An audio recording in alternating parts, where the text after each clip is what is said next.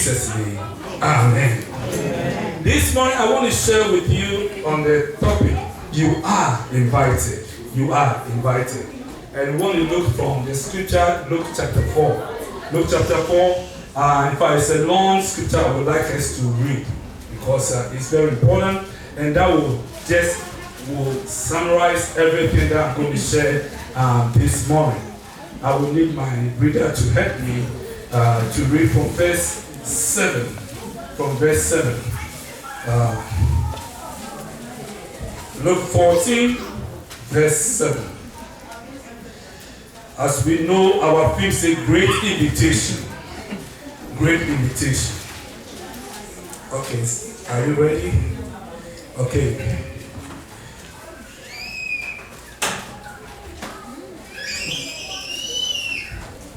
Now, we look at the scriptures, Luke 14, verse 7. It says, so he told a parable to those who were invited. When he noted how they chose the best places, saying to them, when you are invited by anyone to a wedding feast, do not sit down in the best place. Lest one more honorable than you be invited by him. And he who invited you, and him who come and say to you, give place to this man, and then you begin with shame to take the lowest place. Oh. Verse 10. But when you are invited, go and sit down in the lowest place, so that when he who invited you comes, he may say to you, friend, come up higher. Then you will have glory in the presence of those who sit at the table with you. For but whoever exalts himself will be humbled, and he who humbles himself will be exalted. Then he also said to him who invited him, when you give a dinner or a supper, do not ask your friends, your brothers, your relatives, nor rich neighbors, lest they also invite you back, and you be repaid. But when you give a feast, invite the poor, the maimed, the lame, the blind. You will be blessed, because they cannot repay you. For you shall be repaid at the resurrection of the saints. That's the key word I want you to underline. And that's what drew my attention to this message today.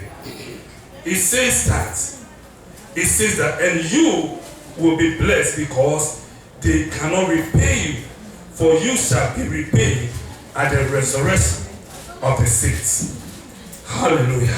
Amen. Let me pause here and let's see the instruction Jesus gave us. Jesus is telling us that, number one, the one that invites and those that are invited. So we're looking, number one, those who are invited. That for those that are invited, when you are invited, he says that when you go, don't go and sit at the honorable place, but sit at the lower place. So the one who you invite, when he comes, he will take you to the place of honor. That is instruction, that is wisdom. Hallelujah. And what can we learn from Jesus' instruction of this?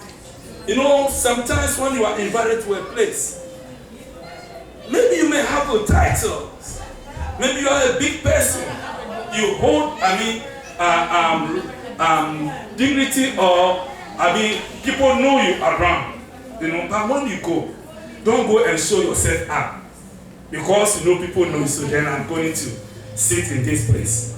You know what is saying that even no matter what your title are or is, whenever you go, don't show up, but just stay and be quiet. I remember a story. You know, went for a convention one time, and we met a man of God from Kenya. The moment he met us, we talking this man. Anyone where he say Bishop, I am Bishop. He said, if I can't pronounce his name, I am Bishop this. And one day, At that time, we have to go to a grocery store, a shopping center, I'm sorry. And then so they don't drive. No, and we got our car, and we have some Indian ministers also with us.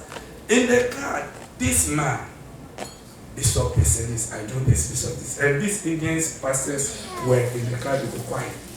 And they knew that we, the Africans, we the blacks, when you put in this, we are poor.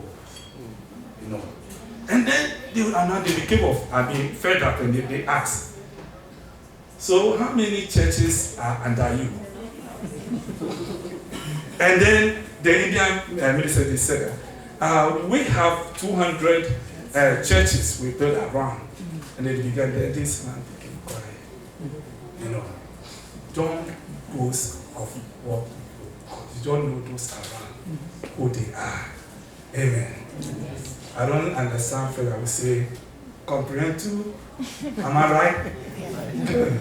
Hallelujah. Number two. Now, for those that also invite, mostly we invite people we know. Good. And sometimes when we are invited, we look to those that we know that we can get something from there. Right? That's what we do. But Jesus is telling us that it's okay. But if you really want to be blessed, look beyond and rather invite people that they don't have nothing. And that is true blessing. Amen. My in-law shared this story with me. This woman, she got children, but guys, boys, they have other friends too. And in the neighborhood, those friends, they all come to the house. And this woman is it's a single mom. And this woman take care of the sons and their friends. So much that they don't sleep in their homes, they come and then they live and stay with this single man. And when this woman died, then my brother-in-law, there's one of the sons here, and they have to go for the funeral. And when he came, then he began to share the story with me. He said, wow, this woman, they met people that were in the States, which were not his biological children. There were a lot of them that came, and the testimony that they were giving concerning this woman was amazing. That is a blessing. Amen. What am I saying here? Sometimes, we have to take care of the normality and our responsibilities, whatever we do. But when we go beyond what we are not expecting, what we are not, we just want to help and do it, that is where we receive the blessings. Amen. Hallelujah. Invitation. In the world today, we have classes. Amen. And then when I'm inviting, I will invite my class. And if you are not, if you are not in that class, I'm not going to invite you. Hallelujah. But let's hear. But we have a God who is a God over all. But when he's inviting, he did not see that I have to invite those that who is our God? Who can we compare with our God? There's nobody. But you know what? He went down to we the sinners. And he drawn us to himself. Amen. That you and me will become somebody. Praise the Lord. Now when I want to continue this, because of time, when we read, this is when somebody, when he began to, share the story, there was somebody that in verse 6 said, then he said to them, okay, now verse 15, he said, blessed is he who shall be eating of bread in the kingdom of God. Now when one of those who sat at the table with him heard these things, he said to him, blessed is he who shall eat bread in the kingdom of God. Amen. Hallelujah. That settles the whole thing. Amen. We need to be invited to heaven. And blessed is the one that will sit in the table with our Lord. Amen. So in this world we live, we are called to invite. Amen. Somebody invited you into that kingdom. And you are called also to invite somebody into that kingdom. Blessed be the name of the Lord. Amen. Hallelujah. Amen. So how do we invite? How do we go? How do we do it? We need to send a message. Amen. Because when you read the whole scripture, it says that when the master came and then he sent the servant that go and then called them in. So how does he go and condemn him? He went and called them in by the message. So what is the message? The message is the gospel. Number one, when we are sent to give a message of justification. What do I mean? It is not the message for condemnation, but it is a message of hope that reveals the love of God. Amen. If we could remember a scripture in John chapter 10, when we consider verse 10 and 11, the Bible declares that there was a woman who was caught in adultery. And when they brought this woman before Jesus, and they were accusing this woman, and then they wanted to stone this woman. But when Jesus Christ saw the message of love, he said that, where are your accusers? They were all gone. And he said, neither will I accuse you, but go, don't sin no more. Amen. Amen. Let me ask you these two questions. Though the condition of declaring or giving the message to the person, to whoever, may differ, but now let's see in general. If I come to you, I know that I know what you do, and I begin to preach you, condemn you. Hard one. Would you accept or you will not accept? And someone who comes and they show you with tender heart and tell you that no matter what you have done, still Jesus loves you. Which one do you think will receive your message? I believe it is the one who shows love. Amen. So though the message has its place of judgment and condemnation, but let's approach with love. And when we do, that is where we can reach the people and bring them in invitation. Hallelujah. Amen. Number two, it should be the message of light. The message of light. The gospel of light. We know we are serving a God.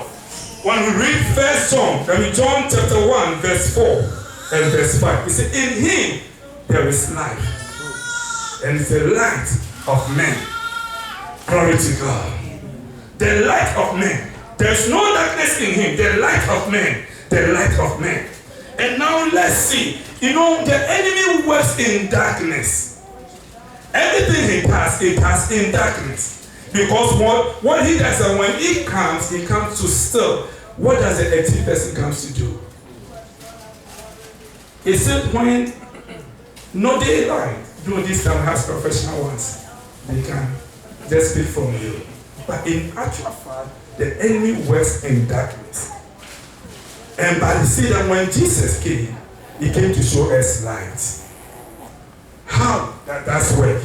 In the works of the enemy, let me share this with you. When you began, like what our brother said, he didn't give into much detail because of time. But I don't know much anyway. But yes, what I want to say, that when you are living with friends, with people, the moment you come to them, I mean, let's say they don't go to, I mean, they don't know Jesus. They are non-Christians, and you go to them, and they have their kind of life they live. And what they have is what they will give you. That's what they will show you. You know, and let's say these people, they are some that will lead you, man. This is what we have, and you have to try it, man.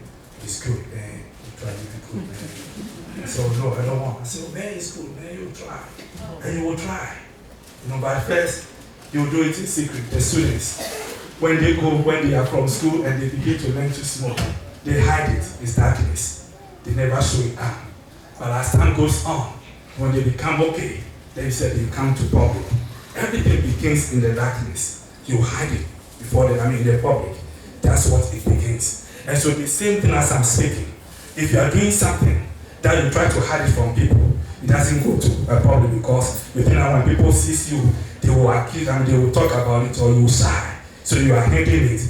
Then make sure that you stop. Because we are hiding it before people, you are not hiding it before God. And you have to learn that. Amen. Jesus is the light of the world. And so we have to be the children of light. Amen. And how can we be the children of light? When Jesus comes and then lives in you, when you accept him, what happens is that he begins to change and transform your life. And that's what he does. The prostitute change. The wicked person change. The person that is not respected in public even change. We are talking about the gospel of change. Anyone who receives Jesus' message change. That's the power of the gospel. Amen. I believe every one of us who were here were not like this. It is the power of the Lord. It was the gospel of life that is changed you and then it's changing me. Amen. And therefore, if we know the outside that there are people there, and then we can reach to those people with the gospel of life, this same gospel of life changes us, will change them. Praise the Lord. I will leave with 1 John chapter 5, verse 4. You can write it down. It says, in him there is light. There's no darkness in God. Amen. There's no darkness in God. The next one I want to talk about is gospel, is a message of power. Romans 1, verse 16. The message of power. Romans 1, verse 16. You see, for I am not ashamed of the gospel of Christ, for it is power unto salvation. Want to know the word, underline the word salvation. It's power unto salvation. That is the message we are given to share. And that when somebody receives the message unto salvation, it heals the person. When someone receives the message unto salvation, it delivers the person. When someone receives the message unto salvation, it changes the person. And for you, it gives you power to overcome. Hallelujah. Amen. It says, for he that is born of God has overcome the world. And this is that which overcome the world, even our faith. Amen. It is the faith, and we receive the faith through the message of power. And as we receive it by faith, we overcome the world. In this world, there are wickedness in this world. There are powers of darkness, wicked spirits are in this world, principalities and dominion, who overshadows families and individual lives. It bonded people with sicknesses, and it caused people to be tormented and afflicted. These are all these powers. But the message of power brings deliverance, brings salvation. Hallelujah. And so as we proclaim this message, we bring healing to them that are sick. We bring deliverance to them that are oppressed. We set them free, those that are under bondage. That is what this message of power does. Hallelujah. And you have been given this power message that when you go out there, you can lay hands to the sick and they will recover. Because these are the signs that are for them that believe, that they will lay hands upon the dead and they will raise them up. They will raise their hands upon the sick and they will recover. Hallelujah. Amen. And you are the one and I am the one. I don't know who is here. Are you in the place of torment? Are you in the place of oppress? Are you in the place that you see that you are engaged, and you don't know. And you want to free yourself, but you cannot. It's kind of a particular action or life that you saw that no, this life, Lord, I don't want. But you see that you cannot get yourself out. Today, the message of power, amen, the message of light, will deliver. Amen. Hallelujah. Amen. Because the one who delivers is still working today. Amen. Hallelujah. Amen. Hallelujah. Amen. I don't know who I'm talking to this morning. I don't know what you're going through. If there's something that has been encircled, you are a believer, all right, but things are not going the way it seems to go. And you ask me, but I'm a Christian, I'm a believer, but why this is going on, why this is happening? And you want them to know that, but I know that since I believe the Lord and the Lord lives in me, I have to live a victorious life. Yes, by saying, but practically you are not. You need a deliverance. Amen. You need that deliverance from the Lord. Hallelujah. Amen. This morning, the message of power is here to meet the needs. If there's anyone this is here to deliver. Amen. Amen. But now listen, for you to be overcome, you must live in Christ constantly. When you live in Christ constantly, you live in that victory. Amen. Amen. I say again, when you live in Christ constantly, you live in that victory. Amen. And the only way you can also live in this victory, you need to receive this Savior. When you receive this Savior, it will give you power, authority over all the powers of the enemy. Amen. But what is happening today is because we fear. We don't want to step in and then take our rights and destroy the works of the enemy. You are giving authority and power to destroy every works of Satan. God has given to you. God has given to me. What is your need? The Lord is here to meet every need. Shall we rise? Glory to God. Hallelujah. Begin to talk to the Lord. This hour. Bless the Lord. Bless the Lord.